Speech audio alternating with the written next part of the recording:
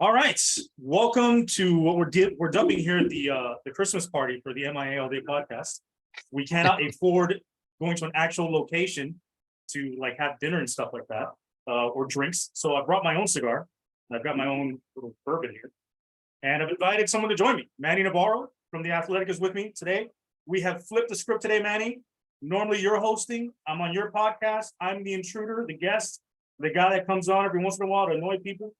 Today, I am bringing you on as an honored guest to break information down following signing day and anything else that I want to talk about, because it doesn't necessarily have to be about the Hurricanes on this podcast, because as we know, not many people listen, and this is for fun. So, my man, how you doing? I'm doing great, bro. I'm happy to be on the other side of it. I feel like I do this once a year. It's almost like you do my podcast 30 times, I do yours once. It's actually the equivalent. It's the equivalent. Like if you were to trade me for you, it would take 30 of me to be equivalent to one of you. It's not a straight up trade. It's kind of like trying to one Bitcoin for 97 whatever the crappiest like crypto out there is. I'm not Big O. I don't do the crypto. Well, listen, neither do I. And I'm probably able to celebrate Christmas because I don't do the crypto. Yeah. I would have really screwed myself over somehow. But I appreciate the invite, coming on to your show, having a chance to talk a little bit about everything that's happened here the last few days with signing day. Cormani McLean, I guess, did not sign today. So that was kind of the big development, right? Everybody knew that Mario was going to have a great class. They didn't see Cormani McLean skipping out on signing, and assuming that he hasn't filled out the paperwork and Miami just hasn't announced it. That means he's probably pushing his recruitment well into February, which will allow him to take visits to places like Alabama, official visits like Colorado, wherever else he wants to go. Which means the game is afoot. It means it's not over. It means he's basically back in play, which sucks for the Hurricanes. But I will say this. I mean, even if he doesn't sign with the Hurricanes, this is an amazing class. You're coming off of a 5-7 season. You land a top 5 class. You get a bunch of guys that are well regarded at positions of need. And because of the way your season ended and the way these kids stuck around for a long time and guys you were able to flip at the last minute, it makes you feel as though like these guys really want to be Hurricanes and really believe in the vision that Mario's pitching for the future. At least that's the feeling I get. And for me, if I have to trade, let's say, Jaden Rashada and Cormani McLean for, the Achaquan kid from Michigan, Mark Fletcher, Damari Brown, Damari Brown's brother, Francis Mauigoa's brother, or Francis Mauigoa, is it? Or Francisco Mauigoa. The parents weren't very creative with the first names on that one. If I had to trade them for those flips, with getting those additional guys, then I mean, at the end of the day, you want more bodies that can produce on the roster, and that to me is an even trade. Obviously, you want Cormani McLean. The guy's obviously the number 1 rated DB in the country, one of the best players in the country, one of the best players in the state, one of the most highly regarded DBs coming out the last few years. To me, this is my hot take. We're starting off with a hot take. I like Damari Brown better.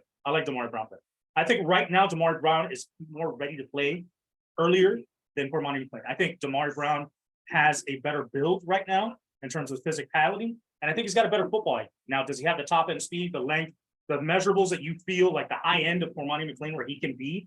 No, but I do believe that he can be a consistent contributor and a starter pretty early on in his career and end up being a really good football player. And of course, he comes from a football background. His dad played at UM. He's been around the game for a long time, went to Heritage, which is a school that really builds the whole person and the football IQ in those guys because of the way they operate. So to me, I think in the long run, Cormani's potential is through the roof. But I like Damari. Yeah, look, I can't argue with you. I think Damari is a solid talent. I think Devontae, his older brother, is going to come in and play right away. And he's a 31-game starter at UCF.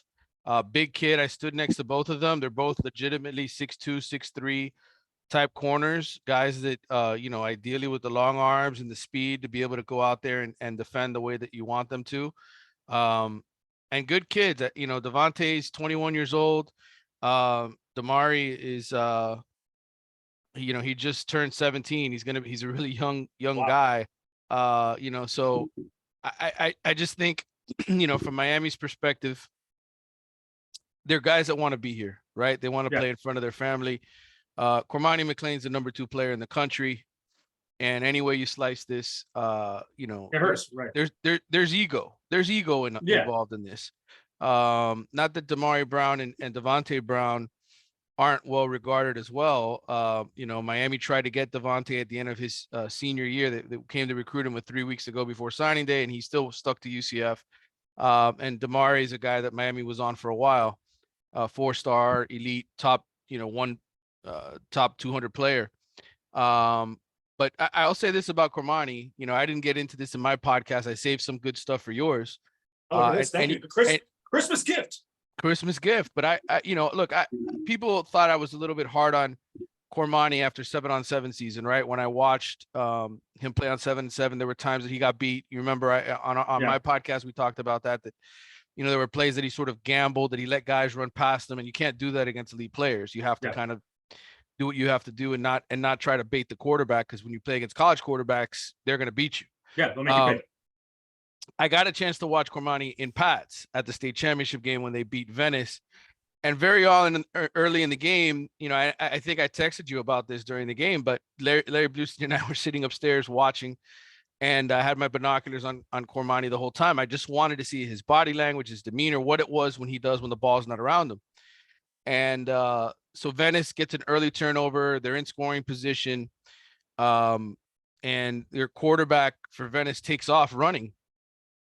And I'm watching Cormani, and there's a 5'9" receiver that he's literally blocking and fighting with out of bounds. And the quarterback for Venice runs right behind him, literally like within feet of him, down the sideline for a touchdown. And it was because Cormani essentially was so preoccupied with the receiver that he was trying to beat up or shut down, bully essentially, that he wasn't paying attention. And there were several plays where at the snap, he turned his back to the field. He was just looking at the receiver. He just wanted to dominate the guy in front of him.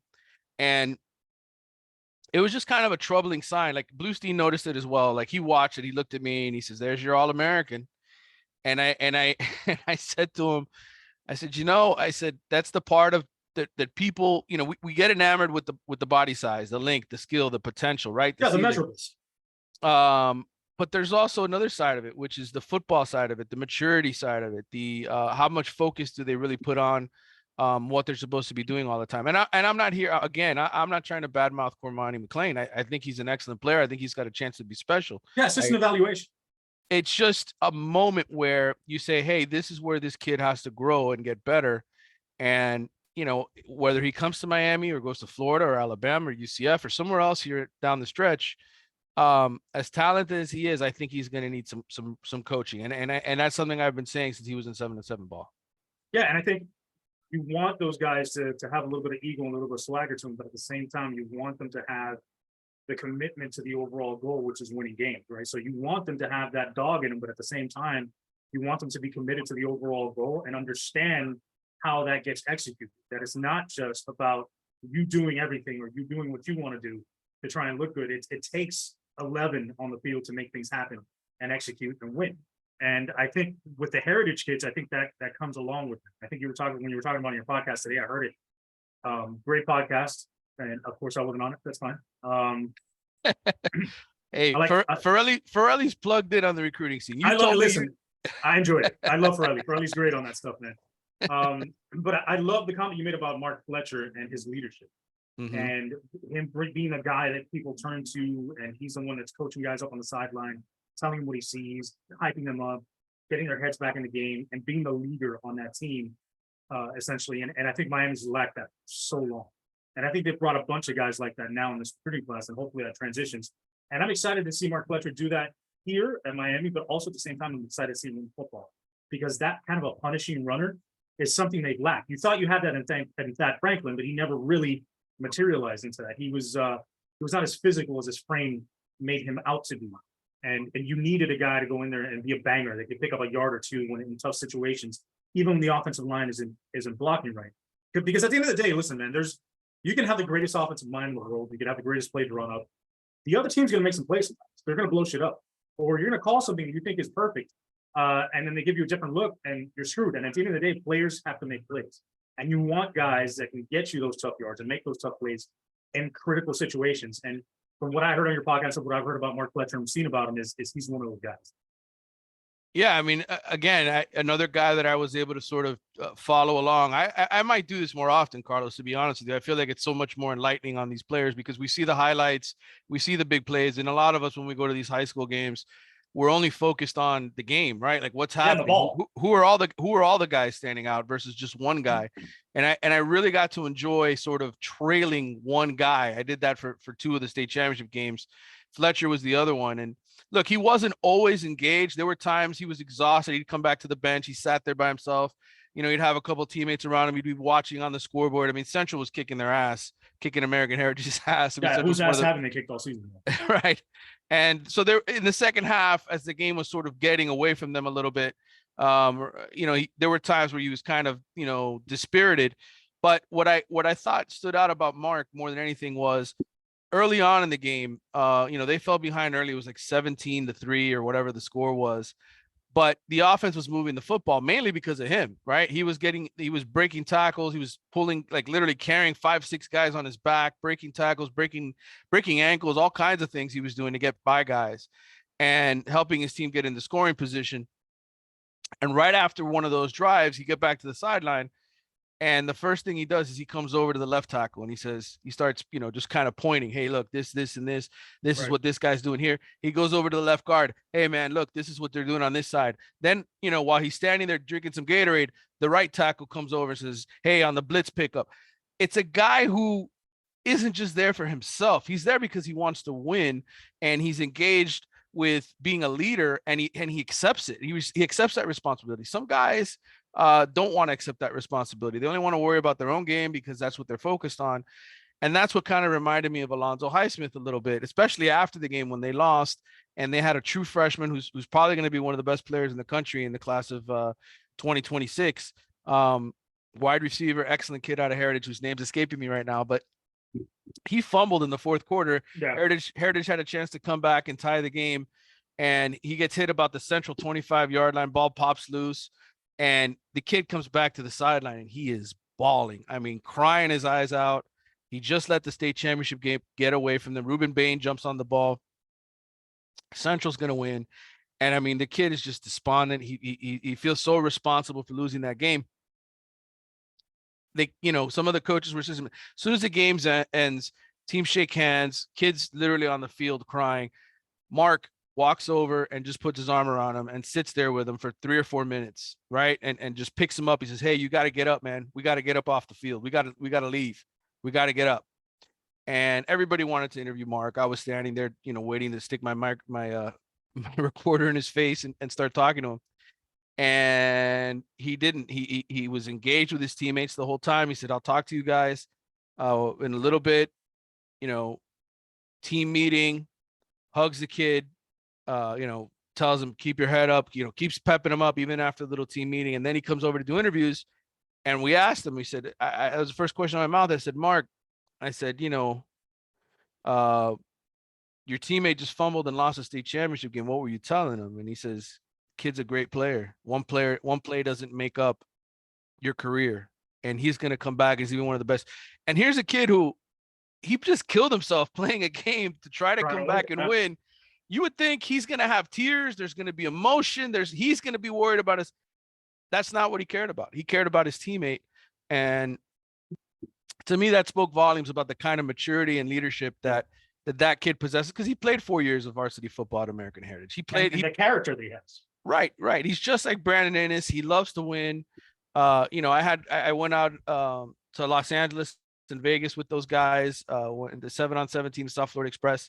I would have loved for Miami to get Brandon Ennis. I mean, Ohio State got a great player. Both of those kids, to me, speak to what it means to have a fighting spirit, to have everything that you want to be as a young player. And you know, I think Mark is he's a big-bodied kid, just like Alonzo was. You know, big body, physical, humble, all those things that Alonzo Highsmith was when he was a player. I that's why I made that comparison. Yeah, and I think one of the things that people overlook when it comes to playing the running back position and pointing out the fact that you're talking about what he sees from the defensive front and talking to his offensive lineman, it means he knows what the blocking scheme is. He knows what the protections are. So knowing what the blocking schemes are helps you as a running back because Yeah. you know as the front reacts in a certain way, you know how your linemen should be reacting to that, and you know where the gaps and the holes should pop. And at the same time, you know how to set up your blocks. And further, what's the number one thing that freshman running backs have issues with when they get to college? Pass Blocking. protection. Yeah. And you can't get on the field unless you can pass protect. And you're definitely not getting on the field next year with TBD coming back, wanting to have a great season to send himself off to the NFL if you can't pass protect. So I Right. think that's why, like you were saying on your show, I think Mark is going to carve a role for himself this coming season just because of that, because he can learn the pass protections, because he knows how important that is. He's going to dig into it aside from the physical tools that he has. So I think that's great. Now, going back to Central and Ruben Bain, we've seen the numbers, seen the highlights. You got to see this kid physically up front. I've never seen him in person. How physically dominant is this guy in person? Well, what I think stands out about Ruben Bain more than anything else is he is a tactician, right? Like he's one of those edge rushers that and we talked about this in the preseason over the summer. I sat down with him for about an hour and I said, what do you study? What do you look for? Before every game, he studies the tendencies of the offensive linemen, their feet placement, their hand placement. And so he goes into a game and he's visualized what he's going to do to the guy he's facing and what he's doing to the offense. He studies what the quarterbacks do that tells that, when they're going to scramble, when they're going to pull, step up and get rid of the ball quickly. All of those things is next level thinking for a high school football player. And you can't get college guys to think about stuff like that. No. And by the way, he went to Turner Tech, the same school that Cam Kitchens went to. He just happened to play for Central, and Cam Kitchens played for Northwestern, because when you go to Turner Tech in the inner city, one of the best you've got the academic, you have the option to go where you want. Basically, it's where you live. And so Ruben, he's a next level thinker. Physically, he's not as tall as some of the other guys. Like I think Devontae Brown is honestly taller than Ruben Bain. But Ruben's 260 pounds and he takes care of his body. And he knows that if he's going to make it to the NFL, he's going to have to stay healthy and put on the right kind of weight. And I think he's very focused on weightlifting. There's a lot of guys that don't lift weights at the high school level. It's there's a lot of natural type of strength. Ruben Bain, you're not going to have to do too much to, right, when he gets there. And the one question, I got a chance on Wednesday night to attend an event over at Champ Sports here in Pembroke Pines, where a lot of these guys came in and they did interviews and photos and things of that nature. And, just getting a chance to sort of catch up with them. One question I tried to ask a lot of these Miami guys is, hey, are you going to need to have surgery, right? Like, are you injured? Is there anything? Because I made that point in my podcast today, Carlos, is that, part of the reason why development is halted, people always ask me, why isn't this freshman? I thought he was good. What's the deal? What's he hurt with? And we never find out, right? Because what happens is these guys arrive as true freshmen, and the first thing they do is have physicals done. Yeah. And then the physicals, well, hey, you have a torn labrum, son. Hey, your ankle's broken. You have scar tissue on your knee you got to get rid of. And that's the first thing these coaches try to do, because they don't want you to start off hurt. They want you to be healthy. And so I think that's one reason why I have so much pause with this roster. As talented as it is, I think a lot of these guys get there and they don't know how injured their body is. They don't know what they're really dealing with. And if they have to have surgery, that puts them behind for spring football. And if you don't participate in spring football, it's almost like you're really not going to play until maybe the middle of your freshman season to the second half, because you're going to be learning so much in fall camp. And the team really doesn't have time to teach you at that point. They're focused on winning games. So, I just think, as talented as this group is, Carlos, I looking at this roster, looking at some of the holes that are still there, and Mario admitted there were holes. It's hard for me to see them winning 6, 7, 8 games. Like, I think that's kind of the max I think you're going to have with this team, because there's still areas where they're not proven. And unless Mario goes out and gets 6 to 8 big time transfers, I don't see how you patch those holes. It's going to be growing pains. It's going to be guys that haven't played being thrown to the wolves, and not all of them are going to come out looking like Cam Kitchens.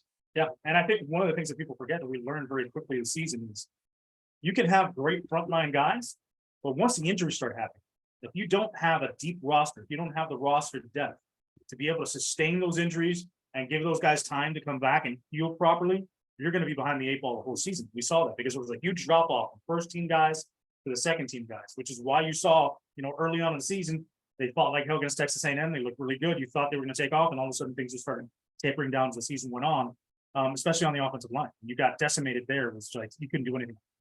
The defense was looking solid, especially up front with the defensive line at some point during the season. And then when they started getting injured, Akeem Mesidor went out, other guys went out. That play dropped down, and then it just became a shit show basically on defense as well. And I think to your point, a lot of guys don't lift in high school. People would be surprised how often, really athletic, really highly rated guys don't lift weights in high school. They hate it. They're just not used to it. They just aren't forced to because of how talented they are.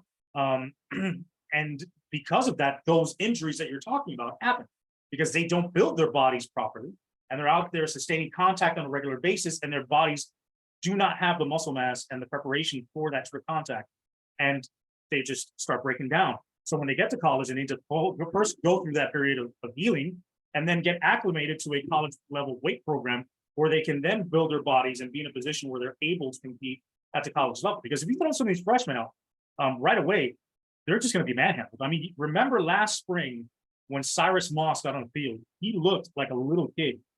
Although he was tall, he was lanky compared to all these guys that were on the field, the older guys. And that's one of the main reasons why to get on the field this year. His body wasn't ready. And as quickly as people want to turn around here in Miami, there's going to be guys that their bodies just aren't ready. They're not going to be ready to contribute. They're going to have a learning curve in terms of learning what the system is, how college football operates. And it may take them a year, maybe 2 years to get ready to be able to get on the field. So that quick turnaround, yeah, it's a talented class. It's great. It's a building block. It's a foundation. But it's not necessarily going to equate to 9-10 wins right away. You're going to need older guys that can step in there and be the bridge or the transition to then hand it off to these guys. Ideally, by year 2, 3, that's when you're going to see the big time results from this class. But then you need to stack 2 more on top of them, which you talked about with Pirelli a little bit. I mean, people don't realize that, yeah, one great class is good, but to be consistently good, to be at the top of college football, if you were going to make a 14 playoff, when it was a 14 playoff, you need to be in the top 5 in recruiting year in and year out. If not, it doesn't work. Yeah, and I think it's just because of ultimately injuries, guys leaving because they're not happy with their role, and you're always sort of hitting that reset button. And the transfer portal makes it super interesting. I think right now Miami has an advantage because they're one of the best NLI or NIL programs in terms of having a real support system to help attract these guys. But that may not last forever. I think that's something else people need to think about. They're going to regulate that at some point. Right. The rules will change. And I think at the same time, you can never just count on the support to always be there. Right. People need return on investment. And I did a Reddit today with Miami fan base. They left me a bunch of questions and that's something. God, that must have been interesting. Yeah. If you want to check it out, it's on the Reddit. I don't think I want to. I'm afraid to see it. Believe it or not, these are some of the more intelligent ones that I actually enjoyed answering some of their questions. But one of the topics that was brought up was, hey, how much of this is NIL? How much is this Mario? And can we count on NIL being there forever? And I think, I made this point in one of my responses. Yes, Ruiz is here and involved right now. He's helping out a lot. There are others that are kind of behind the scenes as well. But at some point, you got to see return on investment. And I hate to say this because I'm not trying to rip the players at Miami, but the reality is, how many of these guys are really known nationally, right? Like how many of these guys, when you say their name to an average college football fan, they really know who the hell it is, right? Like I think you could say Tyler Van Dyke, and I think most ACC fans will know who you're talking about because he was the ACC Rookie of the Year 2 years ago. You could say Cam Kitchens, and they'll say, oh yeah, that's the guy who had 3 interceptions against Georgia Tech. And oh, he was an All-American. I didn't know he was an All-American. Yeah. But if you say Leonard Taylor, like unless somebody's really a big fan of recruiting, they're not going to have any idea who you're talking about, right? Like if you say James Williams, they'll be like, which James Williams is that? Which team? So my whole point is like right now it's great. NIL is working out for Miami players, but at some point, right, like you got to make money back on this. And there's just not enough high profile guys on this team, especially at positions where you need guys to be high profile, right? Like Bijan Robinson, when he had his mustard that he was selling, the Texas running back, Arch Manning, that's a name that's be known everywhere.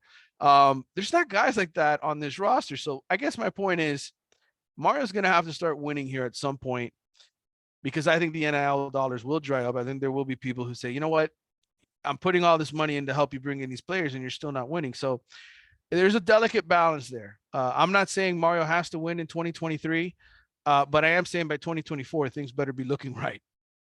I'll tell you what, I think he's got, if he can land the appropriate portal guys, and I think we're probably not going to see who those guys are until the spring, because as you know, you've talked about in your podcast, and we've talked about in the past, it doesn't just end now. You know, guys after spring football will be entering the portal, looking for new homes, or during spring football, because they feel like, you know, they're either not a fit in a new system, or they're just not where they want to be in the depth chart going into the fall.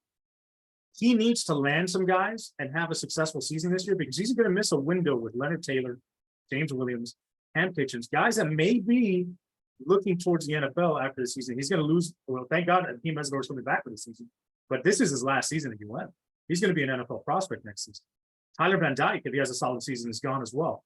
So there's a short window here with these guys that he has left over that he needs to capitalize and try and obviously not win a national championship, but compete at a high level in the ACC and try to get 8, 9, 10 wins or get as close as he can to that, to get the momentum going in the program to continue to stack these classes. Because the last thing you want to see is Cam Kitchens, James Williams, Stevie D's career wasted. Leonard Taylor, you know, averaging 6 wins a year during their career at the University of Miami. You want to see that spike coming into the last season and take advantage of their talent. You know, he did a good job landing Javion Coleman. He's landed 3 other guys through the portal. I think, like you said on your podcast, he's got his eye out for more. But he's going to have to compete his ass off to get the guys that are worthwhile. You want guys to land here to make an impact. And eventually, once he starts stacking classes, then the portal goes to, from what Miami's been using it as, which is, you know, we need guys to make immediate impacts, to let's plug a hole here, let's plug a hole there. It's not something that you rely on. It's something that you're using to augment your roster and make it better, and push you a little bit closer to getting over the top to being a top echelon elite team in college football. Now, having said that, we've gone through the whole signing day thing. Everybody's talked about this ad nauseum. I'm not going to go through every single. Give me your either top 5 best players that were signed, or your top 5 most interesting players, whichever way you want to do.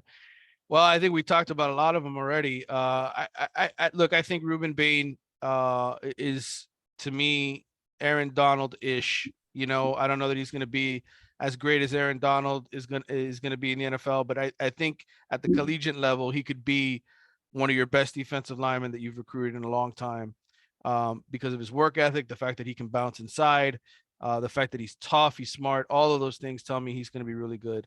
Francis Mauigoa, I think physically, you know, Miami hasn't had an offensive tackle who is going to walk in through the door 6'6", 335 pounds and ready to roll. I think the last one I remember being that large was Seantrell Henderson. Right. I think he's of that ilk. He's a future NFL player as well. You know, there's some other guys in the defensive line that aren't bad players. But I'll mention those 2. I meant Mark Fletcher. I already told you. I think he's a special individual, a guy that has a high ceiling, a lot of really, really good skills that could help this program long term. Nathaniel Joseph, I know, look, he's a very small receiver. He's 5'8", 170. But the one thing I like about Nathaniel Joseph is he's a winner, and he's committed, and he's a diehard. And like, he reminds me a lot of Roscoe Parrott. He's very in that sense. But I would also say the one thing I like about him is, you know, he's relentless. Like, it doesn't matter who's covering him, doesn't matter what the score is. He plays hard all the way through. I really like that about him a lot. And I think he's the kind of playmaker that, you know, if Miami's going to get to the playoff, you know, Santana Moss-esque, you know, kind of like just he'll take, like Cristobal said at his press conference, he'll take a 5-yard hitch. He'll take a pump back for a touchdown. He'll, you know, Kevin Williams type of guy. I don't know that he has as much speed as K will, but just, I mean, he's got the wiggle, man. Like, I watched him in 7-on-7. And again, these guys are in shorts and t-shirts, but there's just something about a guy who you've got 3 or 4 guys around you and they can't even touch him, right? Yeah. Like, it's like phone booth type moves. Yeah. And you say, man, that guy is really, really special. So I think they got a really good one in him. You know, and then one guy that I mentioned him on my podcast today, I don't know why. There's something about Bobby Washington. He's 6'3", 215. He's tough as nails. He's a headhunter. He wants to lay out pain. And again, another one of these guys doesn't care what the score is, and he'll yell at his teammates. Like there was I'm not going to mention the kid's name, but on 7-on-7, the back out in Las Vegas, they were losing games, they weren't doing well, and at the end of the game, one of the receivers is kind of horsing around, catches a ball, steps out of bounds, and just kind of doesn't really put and Bobby Washington just laid into this kid and was like, dude, what the hell? We're trying to win the effing game. And you don't give a damn, get the hell out of here. We don't need you. And I'm like, dude, this is 7-on-7, and this kid is this intense.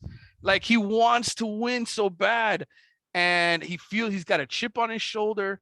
I just think he's got a lot of the ingredients that when I have watched some of the greats come through, I say, yeah, they all have that. They all have that dog, so to speak. So, I think it's a nice class.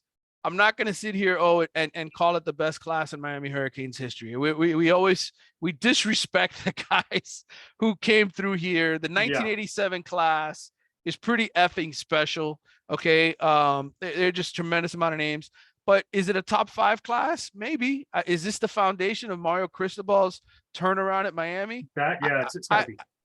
I think so, and I think it, from an importance standpoint, I would put it top 5. Talent-wise, we'll see. You got to go back and judge it in 10 to 15 years.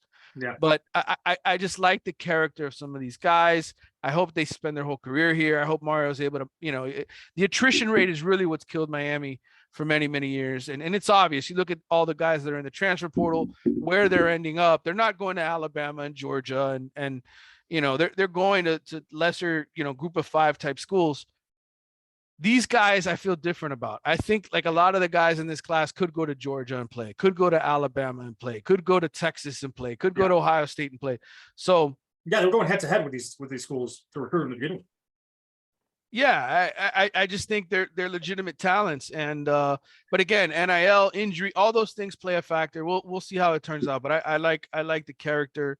I like the fact that these guys saw Miami lose 5 straight home games and were there in person, and it bothered them to see what happened. Yeah. And then yet they still feel like they're the solution. Like Nathaniel Joseph, I asked him that question. I said, what was it like watching Miami get its ass kicked 5 home games in a row? And he's like, it sucked. It's like, I wanted to run out there and I wanted to do something. I can tell you it was expensive for me. I had to buy a lot of Advil. 1 from the headache after the game and 2 for the hangover.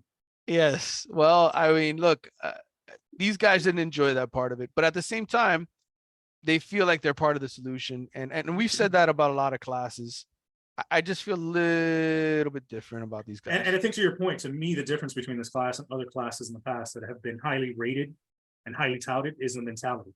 Is that dog that you're talking about, the type of guy that whether you're playing football, checkers, tetherball, box ball, they want to kick your ass and they're pissed off if they lose. Those are the kind of guys.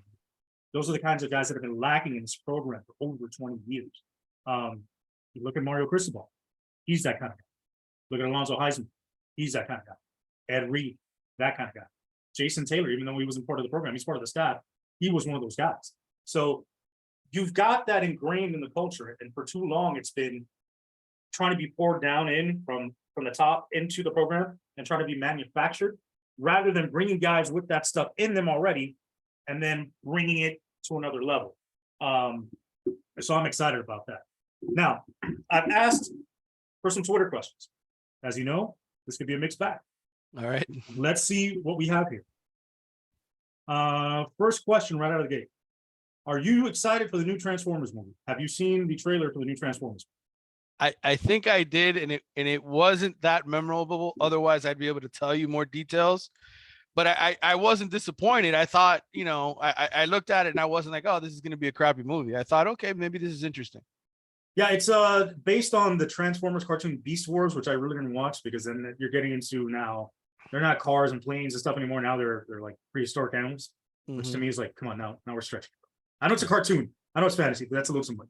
I'll watch it, but it doesn't mean I'm very excited. Now that leads me to a better question. What were your top 5 cartoons growing up that you used to watch?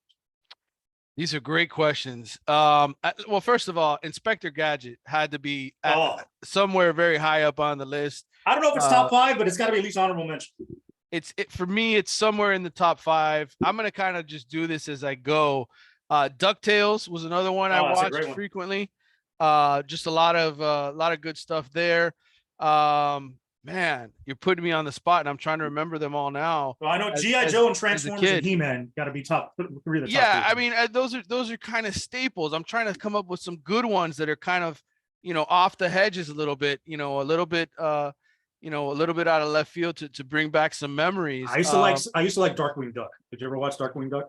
I did watch a little bit of Darkwing Duck. I had the Ninja Turtles on at times. I Hulk can't. Hogan's Rock and Wrestling. Yeah, I mean the wrestling stuff was good. I'm trying to think of the one with the people who would jump in the suits and it would form. I don't know if it was called Wildcats or I can't. Voltron. Voltron, maybe that's it. Voltron. Yeah. Voltron was another good one. Man, you're making me go down memory lane here, man. But This is what we do. We used to do this on the radio show back in the day, yes, which was more fun. But yes, this is the kind of stuff that people really want to listen to. they want to know what I watched as a kid. Yeah, Yeah. I would say, I mean, I loved Scooby Doo. I watched a whole bunch of Oh, yeah. Scooby Doo. Tom and Jerry, those are the classics. But I want, if I had to come up with a weird list and not everyday type of people, I would go give me Inspector Gadget #1. Because I just remember that first. Like that's the first one that came to my mind. I'd say DuckTales #2. I watched a whole lot of Tom and Jerry. That's just an instant classic. Yeah, classic. Looney Tunes. Yeah, Classic. Looney Tunes as well. A ton of Looney Tunes, and I guess GI Joe would have to be up there just because that was another staple. Yeah, that was like So those 5 I would go with. there was one that I used to watch that not many people remember, and it's a weird show. It was called Jace and the Wheeled Warrior. Yeah, I'm not familiar with that one. Exactly. So it was, I think it was on like USA. It was this kid Jace, and they had like these mechanized cars, like vehicles that they would get into, and they would fight like these biological organic enemies that their cars would be made out of like plants and Yeah. organic beings. Like it was weird, dude. It was trippy. Somebody was definitely smoking something when they came up with that show, but I found that shit entertaining as hell. So Jason the Wheel Warriors. For any of you that didn't know Jason the Wheel Warriors, hit me up in the comments or on Twitter. Let me know what you watched. All right. So next, since we're still in the top 5, and some of these questions suck, what are your top 5 Christmas movies? Wow, that's a good one too. Okay, I'm gonna go with National Lampoons because Oh, that's number 1. I love Chevy Chase. He was one of my favorite comedians. Still is. He's still alive with us. He's still with us. Yeah. I can't Yeah, kick don't kill him him off yet. yet. Don't come yet. Home Alone, another one, just because it was in Christmas time. Yeah. Die Hard. That's a Christmas movie. I don't care what anybody says. That qualifies as a Christmas movie.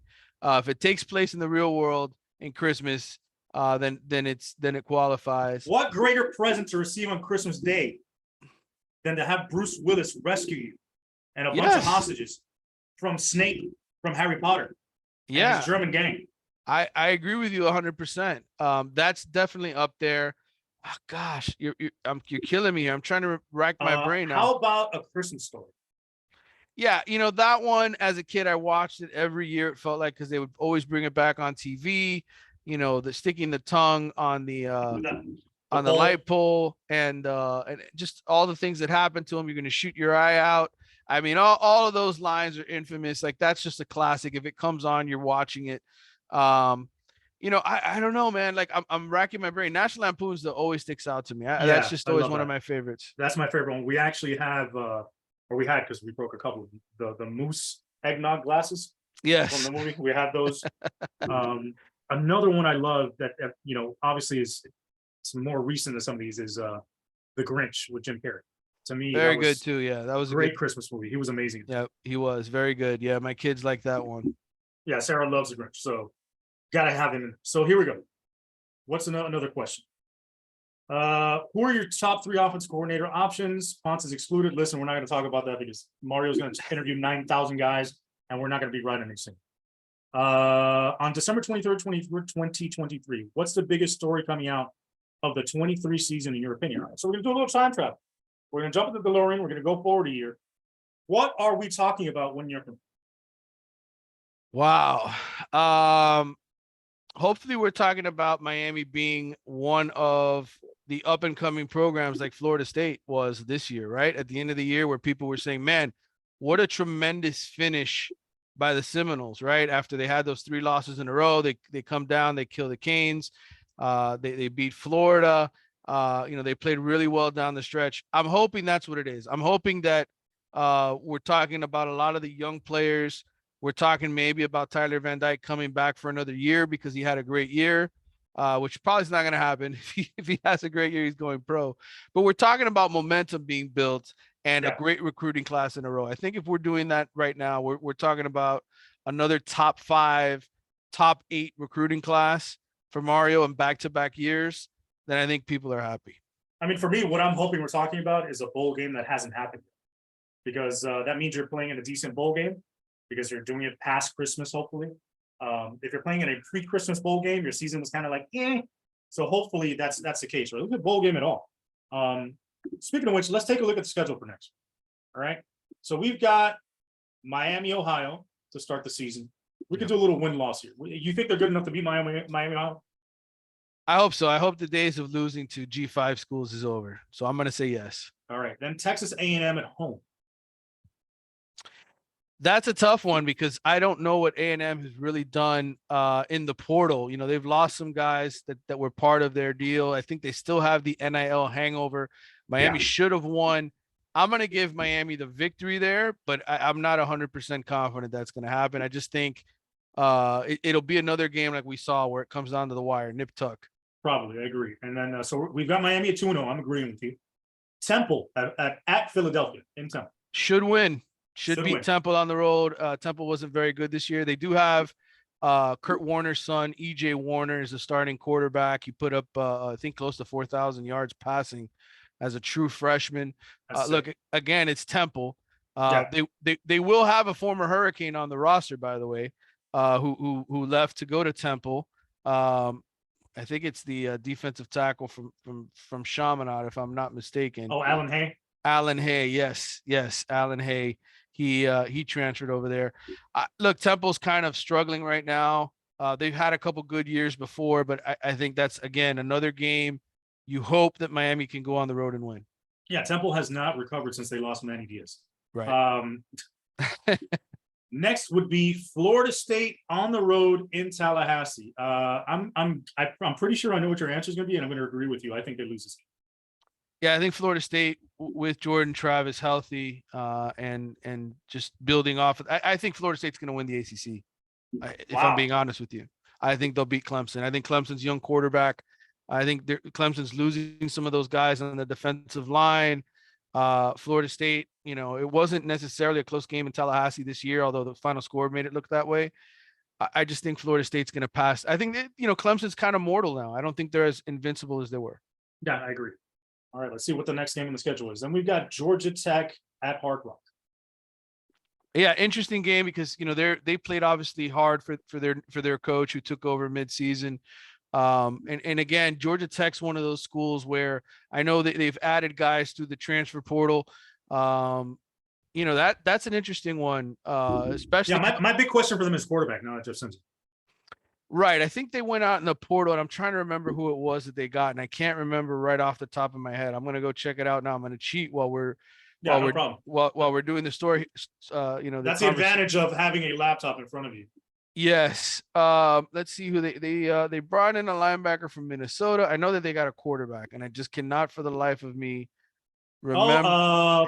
Haynes King from Texas A&M. And I think Pacamano from he entered the portal. So yeah, Haynes King is the one who went over. Yeah, they actually got a couple of A&M transfers. So look, Georgia Tech was I know Miami killed them in Atlanta, but really that game until the fourth quarter was a ball game. Yeah. And that's a toss up to me, right? Like, to me, unless Miami's significantly better, and it also depends when that game is played, and we really don't have dates yet, so it's hard for me to tell you. But right now, I'm gonna say Miami wins because it's a home game, but I'm not saying it's a lock. Not that we lit it up at home this year, but we'll go 4-1. Right. 4-1 right. Virginia at home. Yeah, that team again, another game that was really, really close, right? Miami probably should have lost at Virginia to Yeah. a not very good Virginia team, but they're undergoing a big transition. Brendan Armstrong left. They have a bunch of guys that have sort of exited. I think things are going to continue to get worse for Virginia before they really start to get better. That coach kind of has his work cut out for him. But again, I'm not sitting here saying, hey, the Canes are definitely going to beat Virginia either. Like I'm kind of a little bit skeptical. Like, okay, they've lost to Virginia in the past. Yeah. I've seen them choke when they really shouldn't. So I would take Miami, but again, only because they're playing at home. All right. So we got them at 5-1 so far, Manny. We are Mhm. we're going completely against what we've been saying earlier on the show. All right. Next would be North Carolina in North Carolina. I'm going to go ahead and say that's a loss. Yeah, again, they have the best quarterback in the conference. Possibly in the country. Possibly in the country, right? I would definitely say I think that North Carolina at home, again, that's an important game for Mario in the sense of turning the tide a little bit. But Miami's lost, I think, 4 in a row now to North Carolina. So yeah, I would pick the Tar Heels to win at home. All right. So that's 5-2. Boston College in Boston. Yeah, interesting game. BC obviously struggled this year, and their coach was under some heat. They're losing Zay Flowers. I have yet to see what they've really netted in the transfer portal. Not much, I'll tell you that. I know their recruiting class wasn't great. They picked up a cornerback from Arkansas. I'm looking at it now. Who else? They had one of their offensive tackles took off to go to Rhode Island. Phil But you know what's funny Jurkovich. about this game to me? This Yeah. sounds like one of those games. It just feels like one of those games that Miami tends to lose. It's sandwiched in Yeah. between, I get- I don't know if that's the way it's going to work out, but here on the list it's between Carolina and Clemson, but it just seems like one of those games that drop. Yeah, their quarterback took off. Phil Jurkovich left to go to Pitt. So I don't know who the quarterback will be for BC. I know they had a young guy who kind of stepped in and played some this year, but again, not a very. I'm gonna pick Miami to win that game, but I could very well see them lose. There's no doubt in my mind they could lose that game. So 6-2 so far. Yep. All right, Clemson. Yeah, I don't think Clemson's going to be a championship caliber team next season. I'm picking Florida State to win the ACC right now on paper, but I will pick them to beat Miami. I still think they're better than Miami. All right, 6-3, Louisville. Louisville's another interesting team. Went through the coaching change. Their quarterback is out the door, but they did have a very good recruiting class, and that's a away game, correct? That is actually it's at home. That's at home.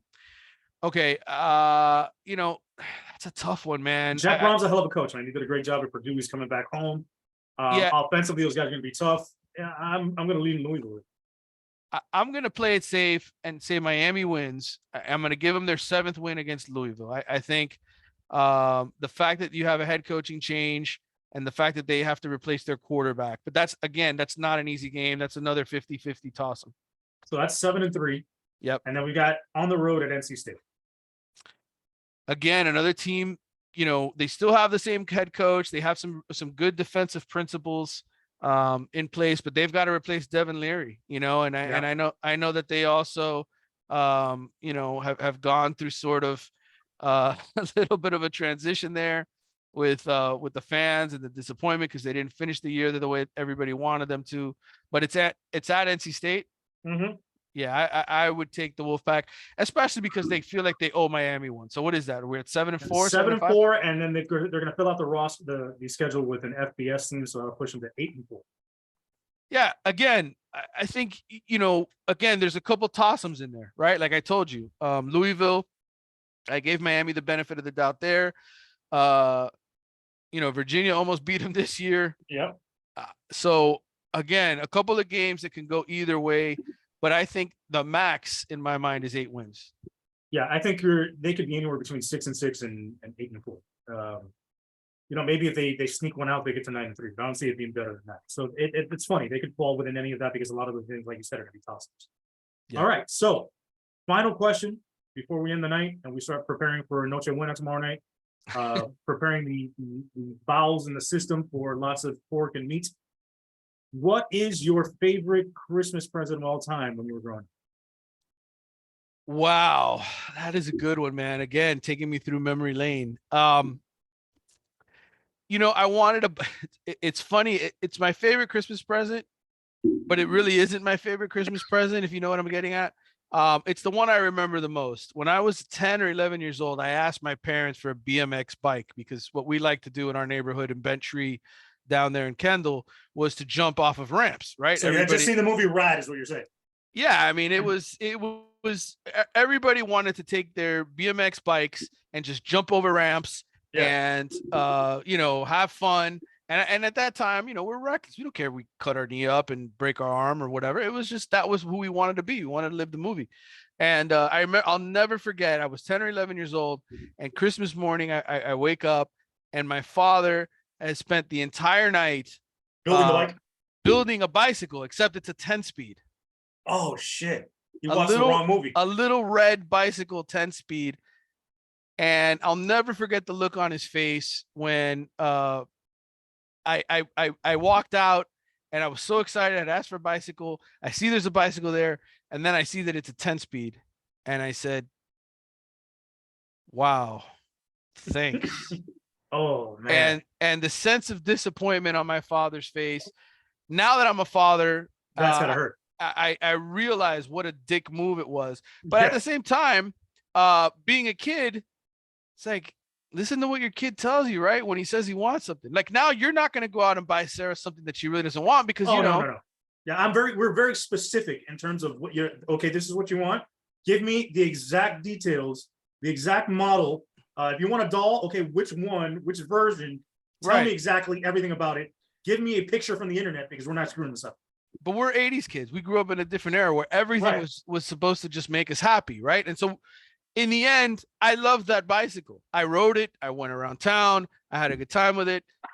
But man, I really wanted the BMX and I didn't get it. And so that's the most memorable Christmas present for me. I'll give you probably my favorite, and then one kind of like yours. So my favorite definitely had to be when I woke up Christmas morning and the Nintendo Entertainment System was sitting in the Christmas tree, and 10-yard fight was waiting for me.